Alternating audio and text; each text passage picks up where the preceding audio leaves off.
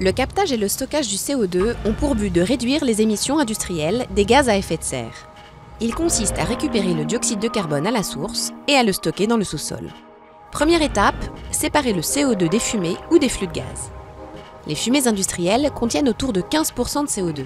Les autres éléments sont essentiellement de la vapeur d'eau et de l'azote.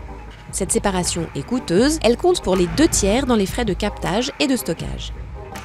Les technologies évoluent toujours. Extraire le CO2 après la combustion est une méthode éprouvée, mais qui consomme beaucoup d'énergie en plus. Une autre technique consiste à décarboner le combustible avant de le brûler. Mais cette technique est encore en développement. Une fois séparé des autres rejets, le CO2 comprimé est transporté par canalisation, bateau ou camion-citerne vers le lieu de stockage, sous-sol terrestre ou marin. Le CO2 va être injecté en profondeur, en dessous d'une roche étanche. Stocké sous pression, il devient alors quasi liquide. Un site idéal est un ancien gisement de gaz ou de pétrole, ou des roches poreuses imprégnées d'eau salée.